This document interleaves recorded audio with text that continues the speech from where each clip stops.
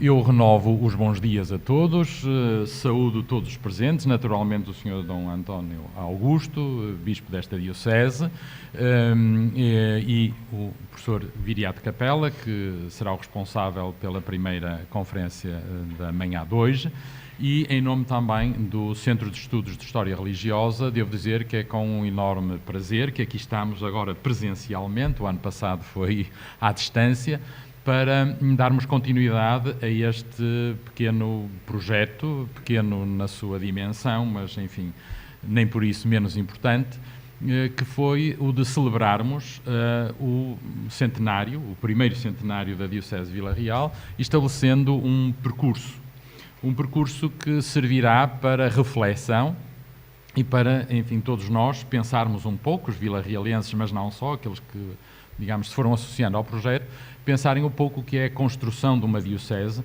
e como isto é um processo longo.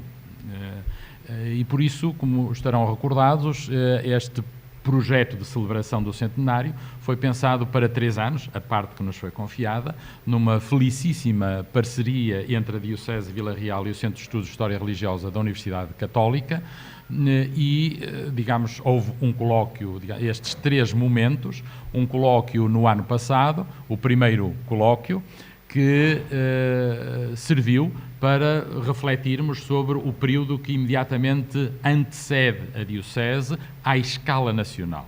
E, aliás, como se viu depois, não foi apenas à escala nacional, mas sobretudo à escala nacional. A viragem do século XIX para o século XX, a passagem da monarquia à república, portanto um tempo de profundíssimas transformações que alteraram definitivamente o nosso país e a nação.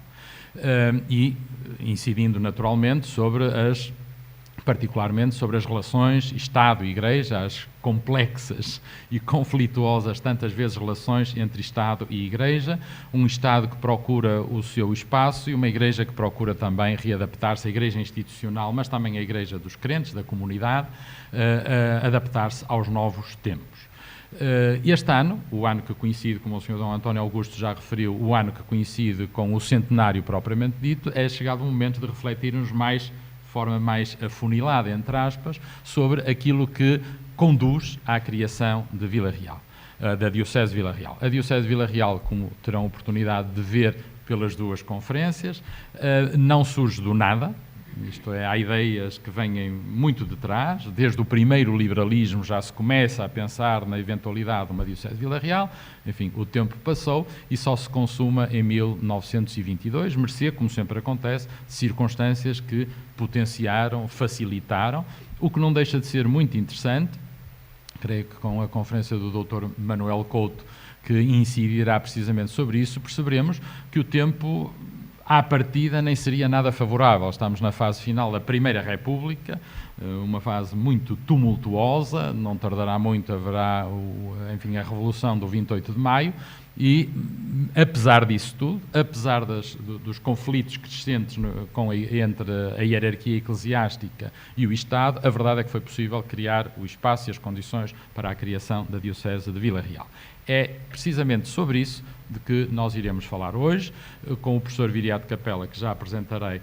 Iremos tratar das estruturas eclesiásticas que estão no território e que vêm desde a mais recuada Idade Média, mas sobretudo aquelas mais próximas do século XX, e depois, com o Dr. Manuel Couto, depois terei a oportunidade de apresentar, falaremos diretamente sobre a criação de Vila Real. Para o ano, já está anunciado, haverá o 3º colóquio, esta espécie de triciclo, não é um primeiro, um segundo e um terceiro. O triciclo conclui-se no próximo ano, com um colóquio que irá falar sobre a contemporaneidade. Não é? Como o Sr. Dom António Augusto disse muito bem, a história serve, sobretudo, enfim, para nos esclarecer o passado, mas para nos, digamos, fornecer identidade. Compreendendo o que se passou, estamos mais habilitados a saber atuar nos nossos tempos. Não se procure soluções no passado, elas não existem.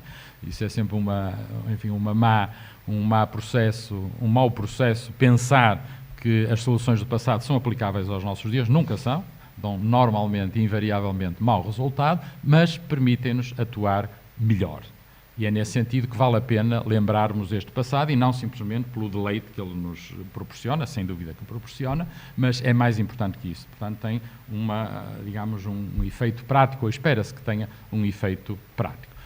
No próximo ano, lá falaremos mais da contemporaneidade e vamos então verdadeiramente iniciar a sessão, este segundo colóquio, com a primeira intervenção a cargo do professor José Viriato Capella, que é, antes de mais, devo começar por aí, um grande amigo e colega, mas que foi convidado, e desde já agradeço em nome da organização deste colóquio a sua imediata e absoluta disponibilidade para aqui estar presente, porque é um especialista nestas áreas.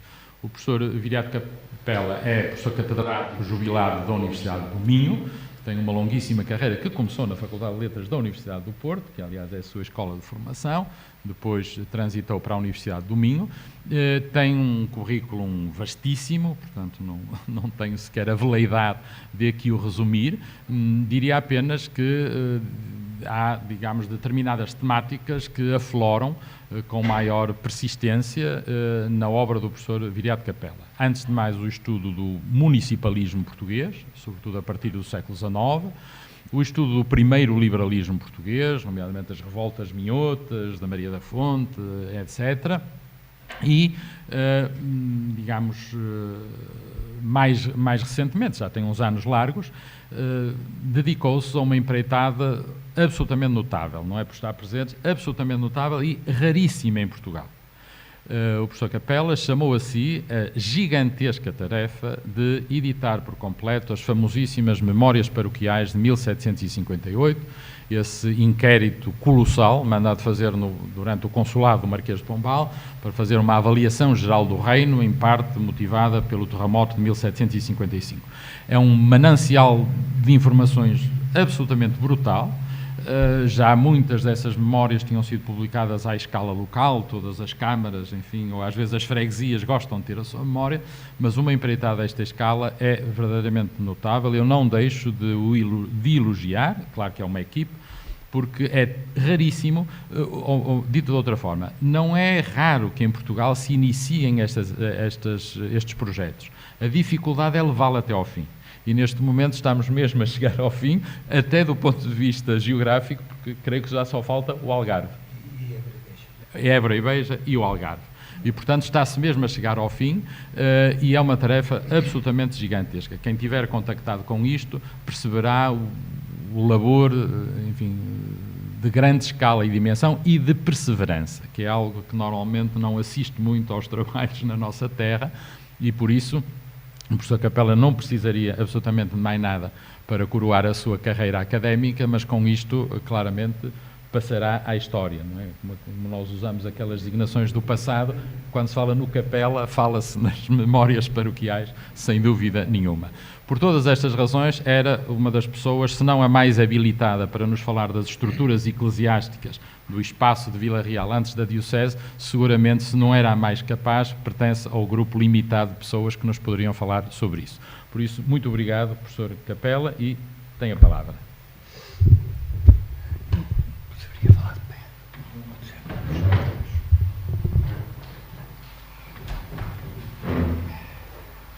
Sr.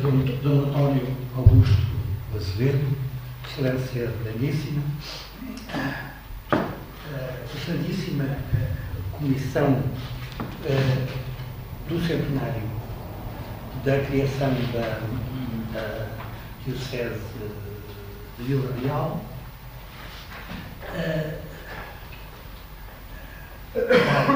caros ouvintes e amigos, colegas, vejo aqui alguns, muito estimado Luís Amaro. Antes de mais, quero felicitar a Diocese na pessoa dos seus responsáveis pela sua atividade eclesial e pastoral, os tempos conturbados que hoje correm, que certamente correram desde o início da sua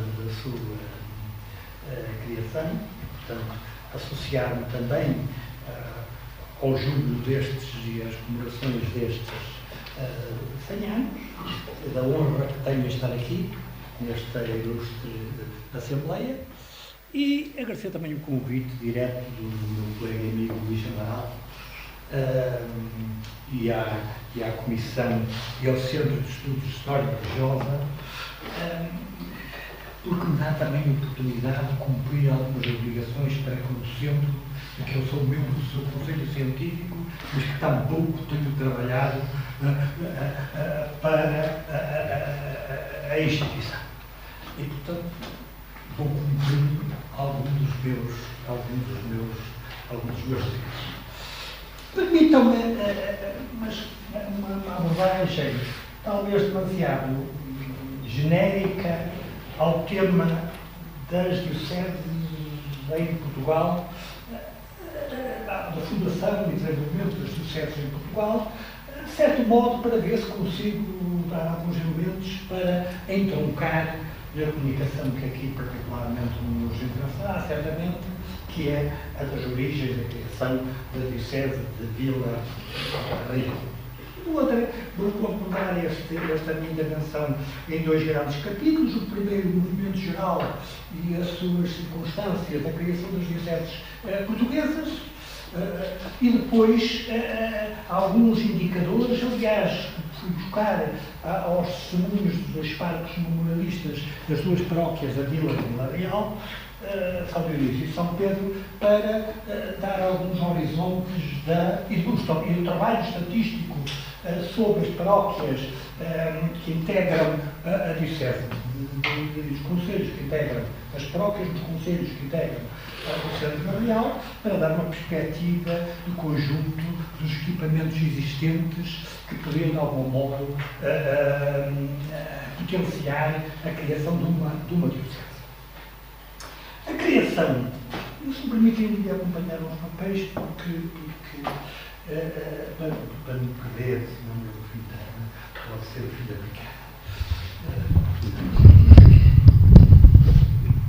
Obrigado. A criação, o desenho, a implantação das dioceses portuguesas, nos seus diferentes espaços e circunstâncias, são eventos e realidades maiores da construção do nosso território, ao longo dos tempos, e por isso, porque envolve espaço e tempo, e instituições, eventos e marcos maiores da nossa história. Esta parece uma afirmação demasiado generalista e até absoluta, mas quero referir-me, sobretudo, a um tempo que se projeta ainda hoje, onde o desenho e a implantação das dioceses têm um profundo envolvimento político, social, cultural, dos poderes, das instituições, dos corpos e comunidades, e dá muita acessibilidade à definição da história. A criação e o desenho das dioceses é sempre a maior expressão da densificação de uns territórios, social, político e culturalmente, e por isso o professor Padre João Francisco Marques, nosso muito estimado companheiro da Faculdade de Letras da Universidade do Porto, dizia, é um especialista maior da história religiosa portuguesa, um dos elementos fundamentais da coordenação e da escrita, não só da história religiosa de Portugal, mas também do Dicionário de História Religiosa Portuguesa. O seu contributo é absolutamente fundamental. Dizia que são elas, as dioceses, que verdadeiramente fundam as regiões de Portugal. Mas, de facto, em relação ao debate da fundação e do desenho das regiões para Portugal, nunca, se bem me lembro, a marca das dioceses veio ao de cima, tirando uma outra ideia mais peregrina, designadamente, no aspecto civil, a do professor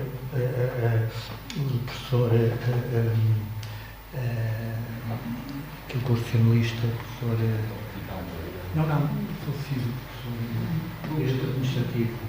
Ter um colega nosso dos direitos, de algum modo, ir buscar algumas bases da nossa regionalização às comarcas civis de Portugal.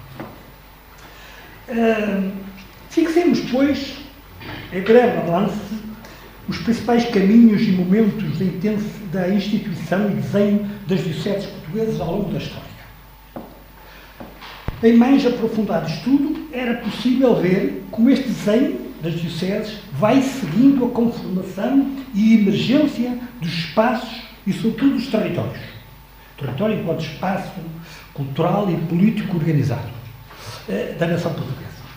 O primeiro momento, que eu diria, matricial e constitucional, porque acompanha sempre o desenvolvimento e a criação, o desenvolvimento e a criação de novas dioceses, o primeiro momento matricial e constituinte é o que assiste à instituição e desenho das primeiras dioceses desde os alvores da nacionalidade. Para dizer que elas são, desde logo, as primeiras organizadoras dos territórios, conquistados e ocupados, que melhor assimilam os equipamentos, as culturas e os cultos pré-existentes, e os cultos existentes.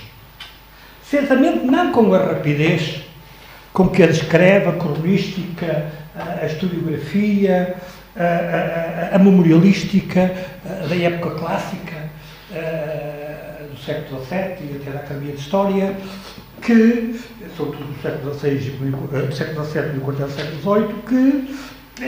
cujos relatos das conquistas associa no imediato à constituição de uma diocese, à criação de uma igreja, à celebração de uma missa. São verdadeiramente atos fundacionais que certamente existiram, mas provavelmente não com aquela rapidez e velocidade com que os nossos memorialistas do século XVII e XVIII mais sustentados puderam escrever. Esta etapa diz essencialmente respeito à delimitação e integração do território nacional em processo de formação e também de maturação das suas origens, até a Revolução Nacional de 83-85, ou mesmo até ao início da expansão ultramarina. Luís Amaral introduziria aí naturalmente muitas subperiodizações, mas deixemos isso para outras, para a história mais micro, porque ele analisa isto ano a ano, desde o século IX, X, XI, XII, XIII, que nos obriga a ler e a reler com muita atenção. Sou conferencista, claro. E, portanto, permita-me só esta primeira grande periodização, que se pode começar, e depois esta matriz constitucional inicial será logo amplamente praticada nos territórios de conquista e descobrimento em África, no Norte de África, nas ilhas atlânticas, no Oriente, no Brasil, num intercâmbio muito ativo na ação e métodos pastoral diocesano e missionário entre, sobretudo no século VII, entre missões do interior e missões ultramarinas. Portanto, é um trabalho que está, que a nossa história, que a nossa arqueológica e a história do centro tem comido. O último volume é exatamente sobre o patronato e tem outros sobre a missionação, e tem instalado este paralelismo que se devia aprofundar entre sobretudo as missões do interior do século XVII e a missionação que se está a fazer nos domínios ultramarinos, em África, sobretudo no Brasil, porque de facto a nossa população portuguesa, a rural, não estava muito longe, em alguns territórios, dos padrões e níveis de desenvolvimento social e cultural das populações brasileiras. É por isso que a experiência das missões interiores com ultramarinas, das ultramarinas com As editorias são um campo de múltipla reflexão nos doutrinadores que estudam os métodos de melhorar a pastoral e a cristianização no território português, sobretudo pós-tridentismo. Ora bem, desde 1415, que é a nossa chegada, a nossa conquista, não é chegada, a nossa conquista de Ceuta, se iniciará o processo da construção da instituição das diocesas ultramarinas, referente aquilo logo de imediato a criação da diocese de Ceuta, para dizer que ela é dedicada a Braga, à metrópole de muitas dioceses, por via da administração eclesiástica de Valença, que depois será articulada a Portugal por via de Olivença, mediante a entrega, não pode falar, não troca por troca, mediante a entrega do território do entre Minho e Lima, que até esta altura, até o segundo século XV, pertencia aos nossos amigos em Espanha, e que explica provavelmente a precoce vontade de constituir em Viana uma diocese que não vai avante por meados do século XVI, no tempo de outras dioceses, mas que também a resposta a essa atração se mantém mais tempo na mão dos metropolitas bracarenses até 1973, 74. E, portanto, depois destas Ceuta, virá Funchal, virá o 1514, virá a Diocese de Angra, e daí seguindo a criação dos dioceses que vão acompanhar a expansão da civilização e da cultura cristã portuguesa em terras pelos caminhos da expansão e da colonização. Em esta primeira etapa nacional, oficial, temos que associar também a primeira constituição dos padroados das dioceses, terras e igrejas, na particular a apropriação pelo padroado régio, sobretudo para o sul, para as conquistas, e absolutamente para as conquistas e para o Brasil, do padroado dos bispos e dos corpos capitulares, dos cabidos, do padroado das ordens militares e também religiosas, por direito e conquista, designadamente por acordo entre Roma e os nossos reis, estes seus primeiros patrões, porque seus primeiros conquistadores.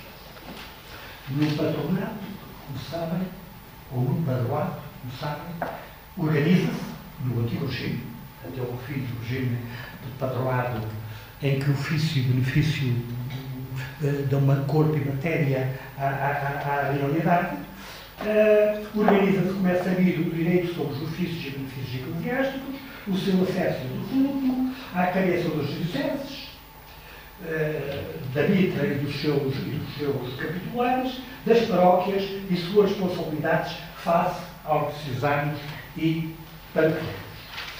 É necessário esta noção do padroado. Os nossos colegas do Porto têm estudado muito esta matéria, mas é absolutamente fundamental para a compreensão da constituição da sociedade portuguesa de antigo regime. A Constituição, entretanto, a Constituição diocesana antiga seguirá os mais gerais objetivos de integração e valorização do território, de cristianização dos povos. Desde o século XVI, os projetos de criação da Diocese de Pardiana, eu disse, foi em 1545, quer dizer, a criação da Diocese de Miranda, contemporânea à Diocese de Miranda de 1545, e depois também Leiria e Porto Alegre. Estas dioceses, neste contexto, ainda pré-tridentino, tem também um horizonte e estratégia de melhorar o serviço eclesiástico pastoral que as grandes dioceses não conseguem realizar, que era uma realidade, sobretudo as áreas periféricas, as grandes dioceses, queixavam-se disso, mas também, em algumas delas, um programa de colaboração defensiva nas fronteiras. Face a Espanha e a Castelo e Leão. Estes são, então, planos de ação convergentes entre a Igreja e a coroa, mas que não deixam de mostrar coordenadas diferenciadas. As igrejas, as capelas, arraias, volvem-se autênticas fortalezas e constroem-se logo nos recintos amuralhados, sem vários dos santos, que ajudam as conquistas, estarem uma vez por lado de Portugal e outras vezes por lado de Espanha. Os santos ajudam as conquistas do lado e do outro, são objetivamente os mesmos, mas às vezes os mesmos de instituição ligeiramente diferente, sobretudo por questão da origem. Mas, no fundo, então, põe-se os santos a lutar por Portugal e a virar costas a Castela, a Senhora do Nordeste ao Montão. Mas, como diz o folclore da aldeia, mas o fundo da cultura e do funcionário comum a povos fronteiriços não deixa de favorecer concorrentes de um por outro lado a participar nas festas, feiras e romagens. E dão aqui em Trás-os-Montes os testemunhos desses espaços e até dessas instituições de membros de uma e outra parte são frequentes, que só param, só se limitam no ponto mais alto e aceso das guerras ou das razias, mas de facto essa circulação, não, com toda a raia portuguesa, não vale a pena referir casos muito conhecidos aqui, sobretudo para Bragança, onde há aí confrarias e igrejas que são vão compostas por milhares de membros e meio por meio entre portugueses e espanhóis. Não sei como é que está do outro lado, mas a coisa deve ser diferente.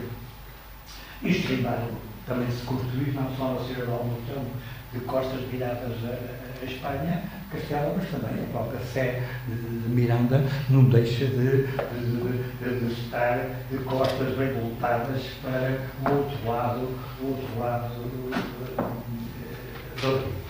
Aliás, uma nota marginal, esta questão do convívio que as dioceses e a Igreja em geral promove entre Portugal e Espanha e Portugal e a cristandade é particularmente desenvolvido pela Igreja, pelos seus bispos, pelas nossas elites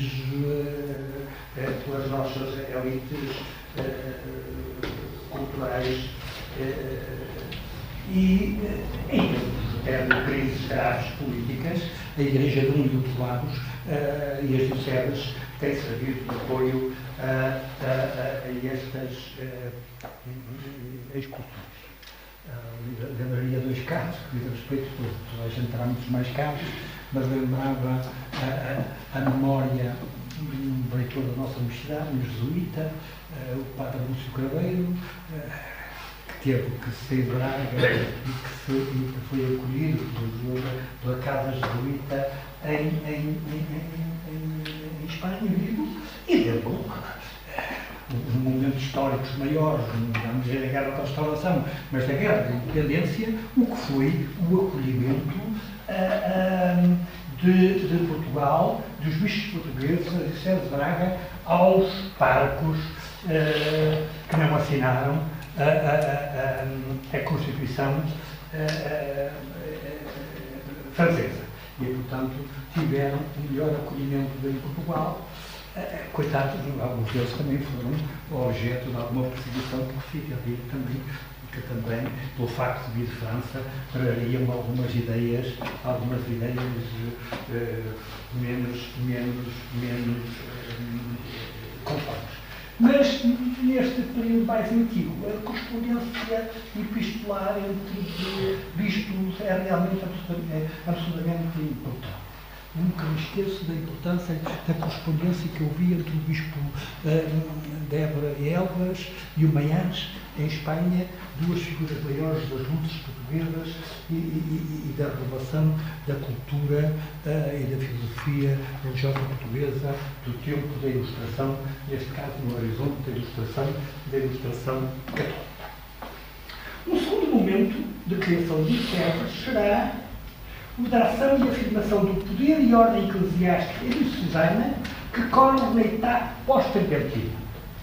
Pós-Trento, pós-Concílio de Trento, durante o Concílio de Trento, a partir de meados do século XVI, com um esforço reformista e de catolização dos povos, reformista ou contra-reformista, depende do lado que se olhe, e da catolização dos povos, sobretudo rurais. Tal verifica-se, como é sabido, por todos os territórios diocesanos, por todos os países acrescentados europeus, com missões particularmente ativas em França, em Itália, em Espanha, e que de Espanha passaram a Portugal, mas permitiram fixar no todo, e particularmente em Portugal, talvez nesta fase a partir do século XVI, duas terras de missão para a qual quase que diria que se fundam duas dioceses.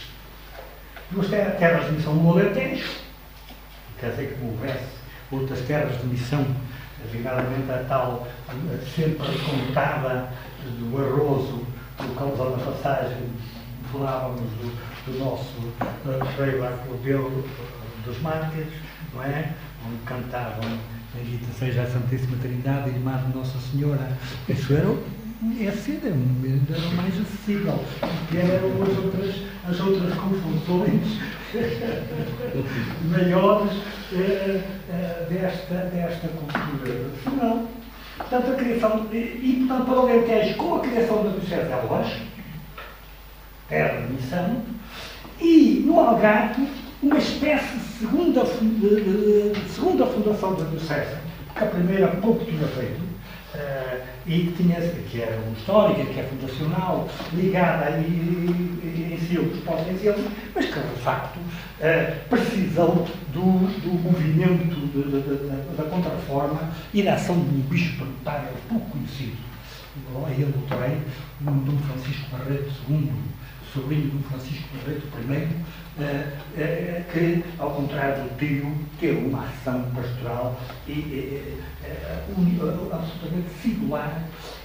Eu acho que é talvez o melhor missionário, o melhor bispo português que temos para compreender e para seguir os novos horizontes com que se deve trabalhar a missionação e a catolização dos povos portugueses neste contexto. Este contexto já é o finais do século XX. Falo nele porque, ao escrever as memórias do Algarve, tive a oportunidade de ler as Constituições Generais, as segundas que ele reúne, para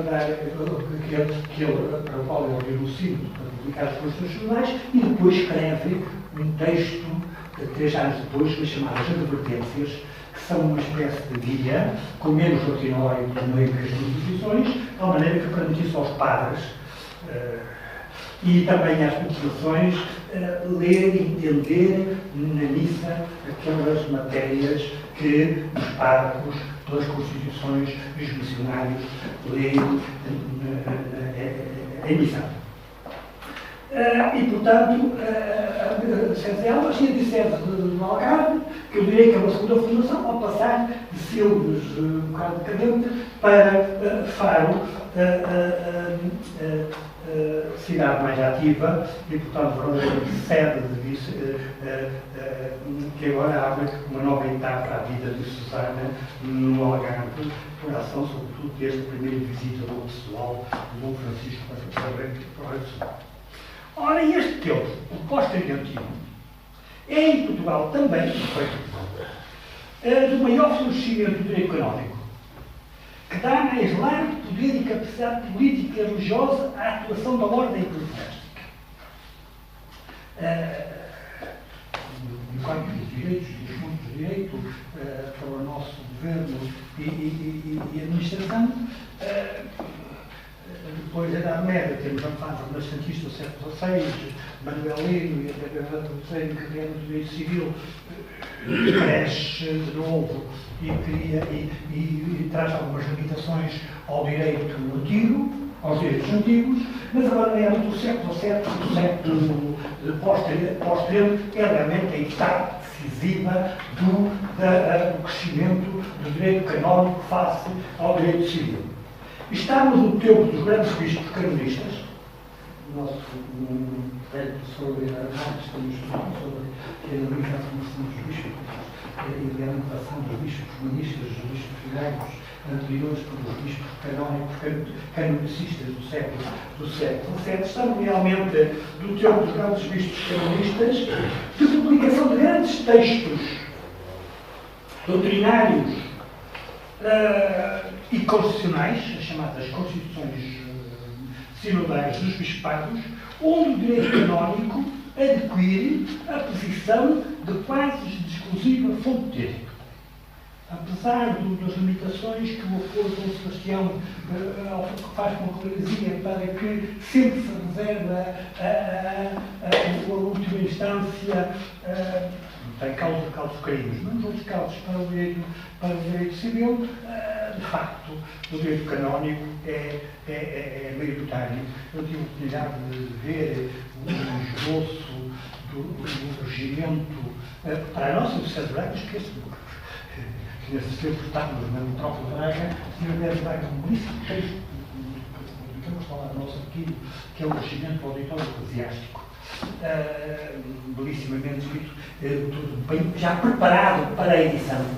É um chave em termos da prótica, aquele texto que vai diretamente chamado, é o primeiro exemplar para a edição do regimento, e havia muitas fontes de direito desse regimento para o auditório eclesiástico, que é o Tribunal Maior da Diocese para a matéria eclesiástica, mas que em Braga também tem poderes civis no que diz respeito à cidade e aos cultos enquanto senhorio temporal. As fontes do direito daquele regimento são todas do direito canónico. Dificilmente se vê algum direito civil, e quando muito, e mesmo aqueles ditos já primeiros legalistas, os Pereiras de Castro, Pereira de Castro aqui, da vossa rua, é o outro, não é? Pereira de Castro. Pedro. É o velho Pereira de Castro, que é mais igreja e do regalismo, do fundador do regalismo em Portugal, nesta etapa de reforço do direito canónico. Ora bem, de facto, este é um tempo de muita literatura religiosa, mística, de influência sobretudo do humanismo espanhol, dos Granadas, dos Leões, das Santas Teresas, dessa gente, mas também para a leitura da missa, mas também para a pastoral de Barromeu, o grande escritor para o pastoreio das dioceses, e entre nós, o nosso legado de Mártires, na sequência do Barromeu, portanto, uma ação pastoral e visitacional que usa muito este direito canónico para particular formatação da moralidade e costumes, por aí estão ditos pecados públicos dos povos. Estas visitações têm sido muito estudadas e por elas se tenta de algum modo atingir o estado de desenvolvimento social e espiritual das comunidades, com alguns enfoques deficientes, porque leva-se um bocado à letra a dimensão e a formatação daqueles pecados públicos, que são verdadeiramente pecados formatados pela doutrina eclesiástica e que, em alguns casos, vai inventar e vai construir pecados verdadeiramente não existem, ou vai fazer relevar aspectos particulares da sociedade que a Igreja entende. Também, ao vou ler isso melhor, toda a vida, li os trabalhos do Padre Franco sobre esta matéria, mas agora um lindo trabalho sobre as divisões do Algarve, publicado pelo Centro Cultural Português, do nosso colega Luís Leal. É um revista, um idealista, nada dessa, não é? Pois bem, este é, sem dúvida, o oitavo, o momento alto da ordem eclesiástica diocesana, portuguesa, de grande clericalização, desculpem-me dizer a palavra, irreligiosidade e devoção, mas também de progressos sociais e morais. Às vezes analisa-se só a construção democrática e clerical da Igreja por causa, sobretudo, daquela pastoral dirigida aos párocos, que há muita obra importante nesse contexto também dirigida à pastoral das dioceses, mas também dirigida ao ensino dos párocos, e mesmo em Portugal, tirando para além dos marcos já, um conjunto de obras importantes neste contexto, dirigida ao governo das dioceses e à ação dos bispos, e outros dirigidos aos párocos, e outros dirigidos aos povos. Um destes particulares é o teu mas sempre na instituição, desenho e desenvolvimento das dioceses e a ação diocesana desenvolvidos a partir dos poderes políticos, nacionais e locais, é necessário, logo desde o início, o Luís Amaral percebe-se muito bem, é necessário entrar a medir conta com as ações e reivindicações das comunidades desenvolvidas à volta das capelas, dos oratórios, dos eremitérios, das comunidades religiosas e também a das comunidades civis, a pedir a criação de paróquias, pelas anexações e filiações às matrizes e a constituição de importantes padroados populares. De facto, tive a oportunidade para o Sul a ficar espantado com o volume de padroado que cá são raros, que andam ali para Bragança e outro interior, mas o padroado popular, isto é, o padroado que o pároco é eleito pela comunidade dos fregueses paroquianos, ou por uma confraria a mais importante, a do Cecílio, a do Santíssimo, a da Igreja, em que nomeiam três elementos, como era a regra, e depois vai à escolha do ordinário para a decisão final e a colação. Ora bem, há no Sul muitas igrejas de padroado comunitário, ainda no século XVIII. Estou a falar com vários elementos recolhidos nas memórias paroquiais, e são realmente as comunidades que pedem para melhor, ou as comunidades, ou os seus líderes, não é? As confrarias ou as capelas lá estão, que pedem a constituição de igrejas para melhor uso, para melhor acesso aos sacramentos e à missa dominical ou à missa conventual.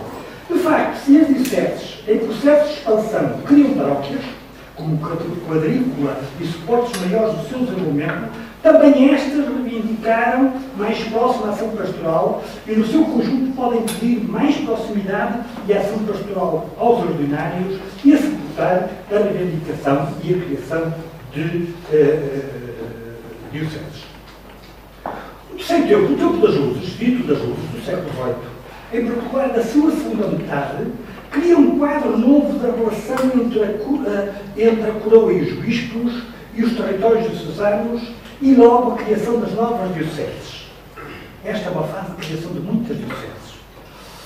É a fase do regalismo absolutista, que sempre tivemos regalismo em Portugal, mas agora é a fase do regalismo absolutista.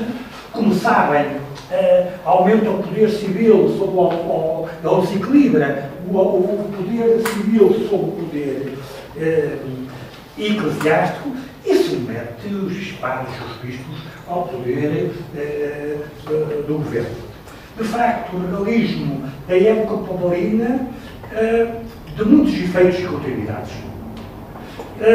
configurará um quadro político de constituição de dioceses, de eliminação de riscos ao serviço da força e dos seus objetivos, que se querem muitas vezes substituir aos ordinários. Ordinários são os bispos.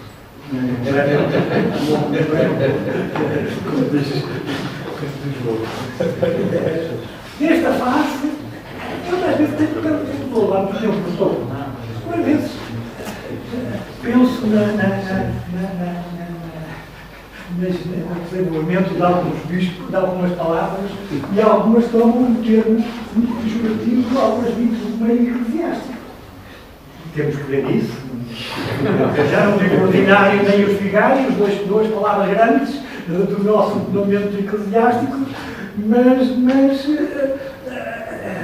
tiveram realmente um sentido muito pejorativo, que por acaso valia a pena seguir a gênese histórica e biológica, não é? Social e linguística, não é?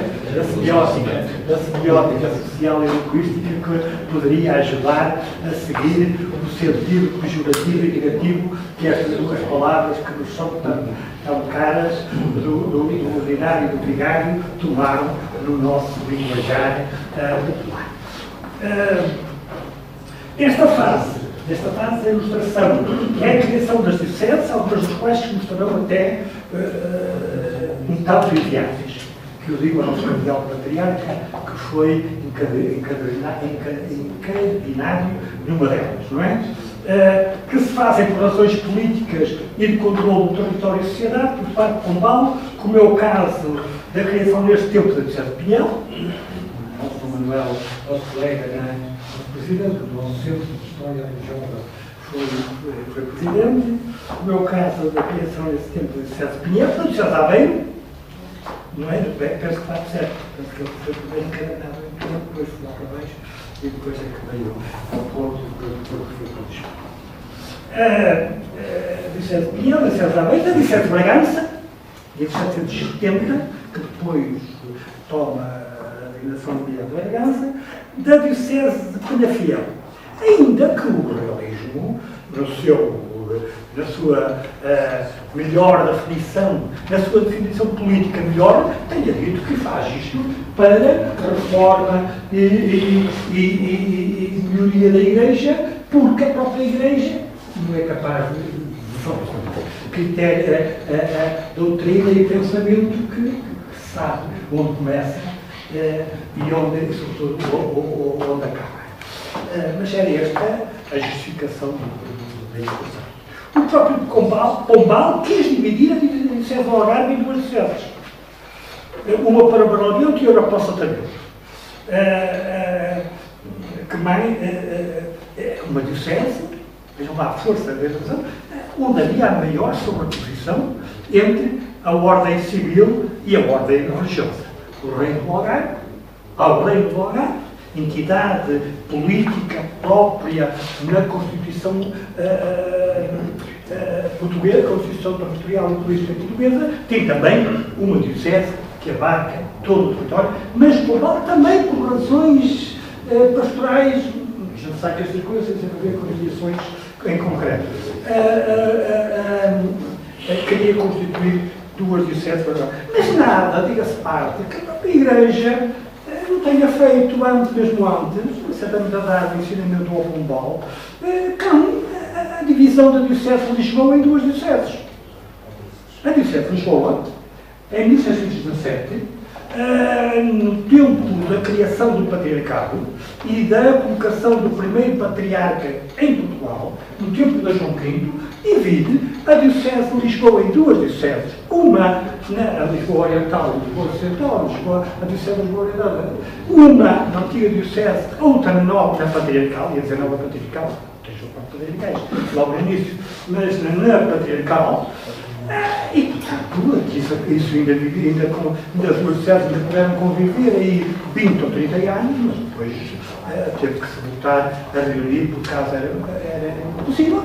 Mas, de facto, serviu o absolutismo régio de Dom João V para se afirmar em Roma e serviu para a criação do patriarca, bispo maior de Portugal, para criar aí para criar para aí 20 ou 30 novos mitrados, que eram todos os membros da Cúria Real, por protesto de todos os bispos portugueses, porque se viram diminuídos em dignidade e viram que foram obrigados a pagar o terço das rendas das igrejas do Padroado Régio e das igrejas do Padroado das Mitras e dos Cabidos para a patriarcal, que foi um rombo nas igrejas e nos bispados.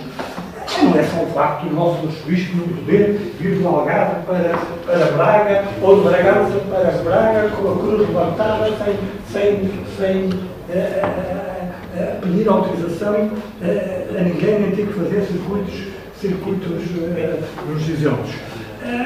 Mas de facto, esse exemplo da patriarcal e do João V mostra como se usam os benefícios e as igrejas e as dioceses para formatar um Portugal com uma patriarcal capaz de nosso rei ostentar um título igual aos títulos de Luís XIV e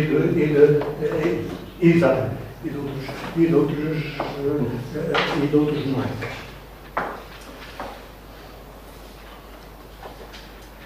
Este foi, como eu disse, este tempo do patriarcado foi um tempo de grande tensão entre as dioceses e os seus livros.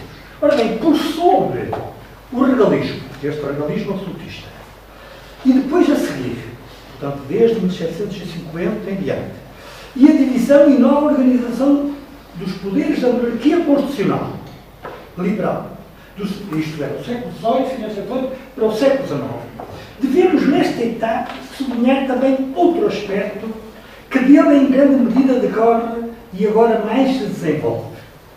É uma coisa que nós depois viremos. O caminho da superposição ou aproximação da divisão dos territórios civis e administrativos aos eclesiásticos. Estes, de facto, mais equilibrados, mais dimensionados e mais articulados. Isto por razões político-administrativas, lembremos neste quadro as medidas que tal promovem esta aproximação institucional e também de geografias, parece que vão buscá-las a razões mais fundas, mas não são tanto como isto. A redução e a abolição do direito canónico na vida pública e administrativa, a elevar os espaços e quadros do direito civil, sobretudo na paróquia, com o chamado lei da ordem, e, portanto, a dar a supremacia ao direito civil e às instâncias e quadros de direito civil, o que significa necessariamente aproximar os espaços e as instituições do direito canónico do direito civil. A extinção dos dízimos, já venho para das ordens, sob o liberalismo, com a instituição das cômoras liberais e o fim do patronato, e a instituição das cômoras liberais e o fim do patronato. As cômoras liberais, a transformar os bispos e os parcos em quase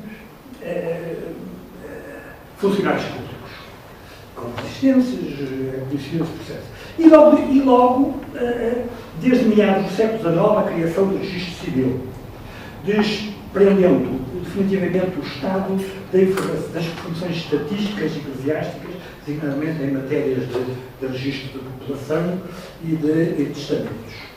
Estas medidas diminuem substancialmente os meios e poderes da Igreja e das dioceses, minam os seus fundamentos políticos e económicos do passado. O novo tempo se abre para as igrejas e dioceses. Isto, porém, não diminuiu e até reforçou o poder social e político das paróquias, das juntas de paróquia, mas não dos parcos. Constituíram-se então as juntas de paróquias, que vão ser essenciais ao nosso ordenamento político e administrativo do século XIX, o espaço de sociabilidade e da ação humana mais ativo, mais que os conselhos de judeus. No nosso século XIX são mais importantes as paróquias e as juntas de paróquias do que os próprios conselhos na vida. E mas que ainda hoje Ainda hoje as nossas paróquias, o movimento das paróquias em muitas terras é muito mais ativo que o movimento de alguns conselhos, agora tem diminuído muito nas suas ações coletivas, tirando as políticas. Bem, mas no século XIX, as juntas de paróquia que são essenciais ao ordenamento social e político e administrativo das terras, de que os parques são presidentes. De facto, são presidentes naturais, mas de facto perdem. E com a República, a criação da freguesia civil e a lei da separação encerrarão definitivamente este capítulo de concórdia e colaboração orgânica entre todo e o altar a que, concordado com 1940, terá o seu ponto, fará o seu ponto da situação. E regressamos àquela mais forte compatibilização da divisão dos territórios civis, administrativos e eclesiásticos. Lembremos naturalmente, a nível da paróquia, a subdivisão da paróquia civil, ou freguesia civil à paróquia eclesiástica, a harmonização dos assiprestados aos conselhos, que decorria há pouco tempo, e, sobretudo, o mais importante, e isto toca com o que tocámos aqui, a aproximação das dioceses aos distritos. Com a criação dos distritos, do início do liberalismo, a aproximação dos territórios dos distritos às dioceses. Este é um movimento que traz, mas de qualquer maneira, a paróquia eclesiástica e a paróquia civil estava feita, os assiprestados dos conselhos é uma coisa que evolui ao longo do século XIX e depois no século XX. Sem embargo, nos horizontes políticos e governação, é claro que as dioceses sempre foram os quadros e instituições que melhor se ajustaram e refletiram as realidades sociais e culturais dos territórios e que, nesses quadros, criaram cultura regional. E, por isso, naturalmente, foram também se ajustando à própria dinâmica e complexização dos territórios, fazendo parte e valendo-se da sua valorização política. Estamos aqui, entram aqui, para o seu desenho, para os desenhos das dioceses, desde o início, ao longo dos tempos, a força das instituições, da sociedade, dos núcleos urbanos, do dinamismo político e económico dos seus assentamentos, as suas elites. E, do ponto de vista eclesiástico, a força das suas igrejas e outras instituições, sociedade eclesiástica e paróquias. E também o papel e a diferenciação dos seus bispos ou figuras e instituições diocesanas. E conhecemos rapidamente o trabalho algumas diretrizes no que diz respeito ao território do Minho e Trás-os-Montes, de onde emergirá em 1920 a criação da Diocese de Vila Real.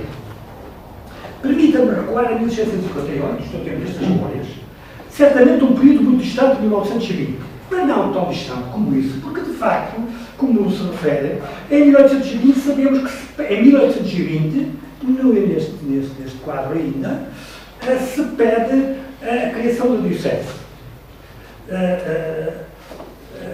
Lembremos brevemente que Vila Real e o seu território vem de um processo, lembremos que ao longo do século XVIII, Vila Real e o seu território vem de um processo de evolução política e económica muito importante, entre 1750 e 1820. A evolução política emerge na criação do Distrito de Vila Real e suas instituições. Antes da reforma administrativa do liberalismo, de 1827 a 1836, no desenho de novos concelhos e comarcas no tempo de Dona Maria e sob os quadros do Urbano Pinto Rei de Castro, Vila Real emergira já como grande e nova comarca transmontada. Vila Real era já de largo a mais central para a província, sobretudo para Chaves, do ponto de vista militar. Mas o que fará mais largamente emergir o seu território é o facto de ele ser o coração do país do Rio. Permitam-me agora, em referência breve, alguns dados das memórias 58 sobre as potencialidades e singularidades do território de Vila Real, a meados do século XVIII. São dados que vamos buscar, sobretudo, a duas memórias melhores, a de memória paroquial do Padre de São Dionísio e do Parco de São Pedro, que realmente distinguem a proeminência de Vila Real, não é possível ver para os outros conselhos, que vieram integrar o distrito e disseram. Ambas as paróquias são de patronato régio, isto é importante. Vila Real é sede de comarca eclesiástica e tem Câmara Eclesiástica, nem sempre há, com vigário-geral residente, para distinguir os vigários gerais pedâneos, com 5 escrivaninhas, de Câmara, dos Resíduos, do Judicial, dos Livros Finos, a organização pelo clero de 9 grandes posições públicas que saem da Igreja de São Luísio, não vale a pena lê-los, conhecem-se quais são essas grandes posições públicas, Corpo de Deus, São Isabel, Anjo Custódio, Domingos do Senhor, a Proclamação de João IV, Larinhas de Maio, Dias de São Sebastião, Dia de São Sebastião, São Francisco de Loja, Patrocínio de Nossa Senhora, as grandes festas camarárias e as grandes festas públicas que as câmaras fazem, mas aqui faz clero. Isso é importante, e sai da Igreja e entra na Igreja de São Luísio. A Irmandade de São Paulo, onde se conserva a Irmandade da Igreja de São Pedro de São Paulo, onde se conservava a Irmandade com 330 irmãos eclesiásticos, que é uma sede de um corpo eclesiástico, e a Irmandade de Santana, na sua capela colegial, moderna, constituída e dirigida por estudantes, onde os noviciados cabem no cor. Eu não sei realmente onde vêm estes estudantes, não tive tempo de ver quem são estes estudantes. Mas, de qualquer maneira, é um centro de formação, os colégios jesuítas, as ordens têm por natureza os seus seminários e a sua formação, não tive oportunidade de ver isso, mas valia a pena ver com atenção os institutos com formação interior, interna ou até aberta ao público de algumas instituições. Mas há aqui um corpo importante de estudantes a instituir por confraria. Mas, sobretudo, e as memórias salientam muito bem, uma terra, a Vila Real, com muita gente ilustre em letras, em armas e, sobretudo, muita gente ilustre na Igreja. Vem um elenco de figuras notáveis, desde a Casa de Mateus e outras casas, que é de gente muito notável, muita dela, como sabem, com recursos no vinho do Porto.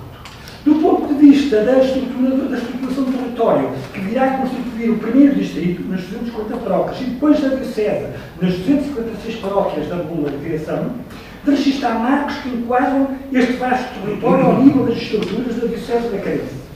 Grande enquadramento paroquial, de pequenas e médias paróquias, 100 e 200 focos, mas 75% das paróquias têm esta dimensão.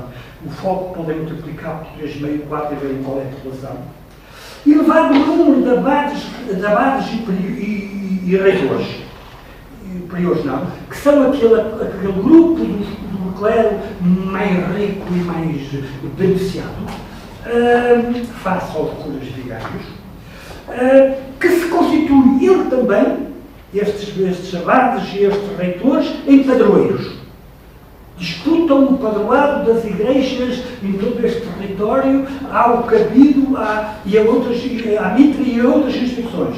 A criar, penso eu, uma forte ligação eclesial entre párocos maiores e párocos menores, faço a expressão, mas a criar, de facto, uma forte e imbricada, é beneficial, é patronal, mas também é social e é eclesiástica e é religiosa. Do ponto de vista dos equipamentos, esta região não se afasta de Braga. E eu, quando digo equipamentos, digo o quadro de enquadramento de capelas, de igrejas, pronto, já estamos a falar de dimensão, mas igrejas de Braga há uns 3, 4, 5 altares, do Algarve todas têm mais que 5, tirando uma ou duas grandes igrejas, que são grandes paróquias. A igreja, um dos altares da dimensão da igreja, como sabe. Mas, por exemplo, tem taxas de enquadramento, dois enquadramentos que eu tenho trabalhado. O das capelas e o das irmandades e confrarias. E, portanto, com taxas de enquadramento de capelas e confrarias que, de facto, medem o nível de desenvolvimento social e patrimonial das terras, do enquadramento de paróquia, iguais ao total de Cerro de Braga, sei lá, as coisas variam, conceito a conceito, história para história, mas podem ir de 3, 4 a 5 capelas de irmandades, falam em confrarias, as memórias só perguntam de irmandades, a irmandade é uma confraria superiormente organizada, ou canonicamente organizada, ou que tem estatutos, ou que tem irmãos, e aí entre 2 e 3. Mas, por exemplo, o contraste é enorme com Bragança. Bragança onde há igrejas pequeníssimas, todas elas abaixo de 100 focos. Quando a maioria de 3 altares chega, Trajano Sá chamou muito bem, população de Serreiro de Fogos, que é como ele diz, 400 almas, com uma taxa de enquadramento de confrarias e de capelas muito menor do que Braga, e os atos eclesiásticos, e os parques, essencialmente curas vigárias, como os abados, os reitores, são em menor número, e, portanto, uma taxa geral de eclesiásticos também menor, embora as coisas também sejam muito variáveis, e possamos ver essa estatística no Global Pinto Ribeiro de Castro.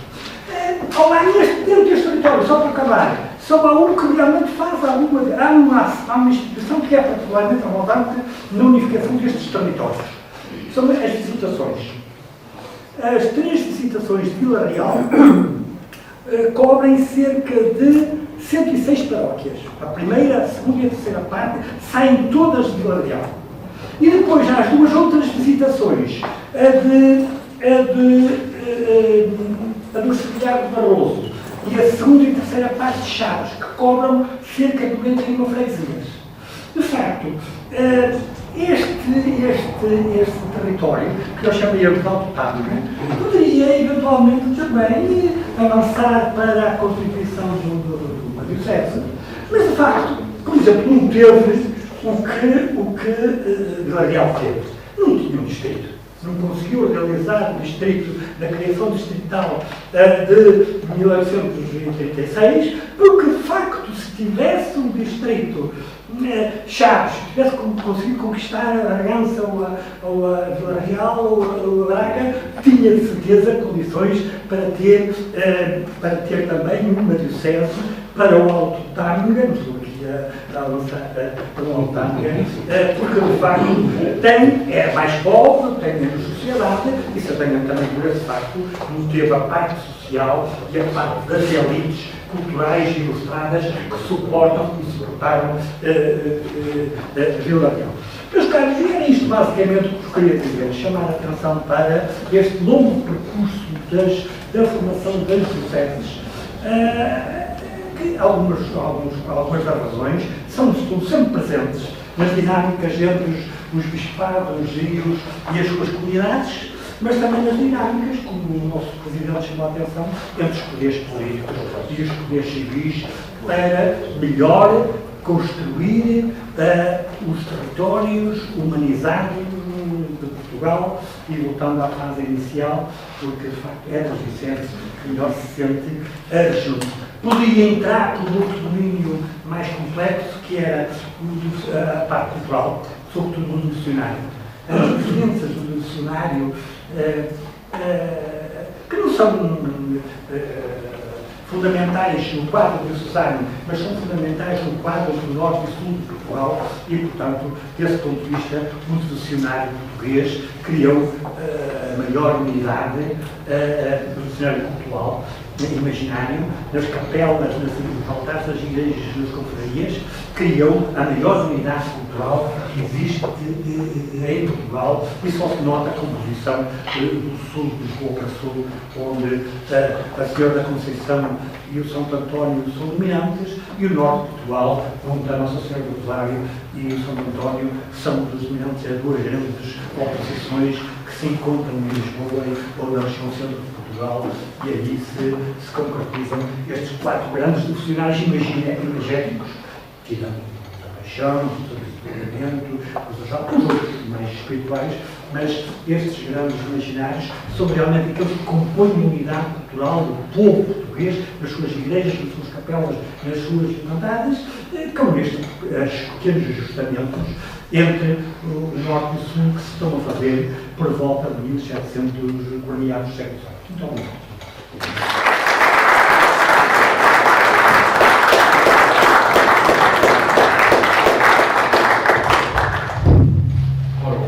Agradeço muito ao professor Capela esta muito rica intervenção. Não vou fazer uma síntese, apenas seria muito difícil porque a vastidão da exposição foi considerável e a obra conseguir sintetizar em o temporal pode nos parecer muito, mas para sintetizar tantos séculos não é tão fácil assim. Mas creio que ficou claro, e esse é um dos nossos objetivos, perceber que a Diocese de Vila Real, como todas, mas esta em concreto, tem uma genealogia. Há um longo passado que foi caminhando e que levou a que em 1922 fosse possível criar a Diocese. O segundo elemento a termos, que me parece muito relevante, é percebermos esta permanente interligação de estruturas e instituições de várias ordens, que são poderes, mas não são apenas poderes.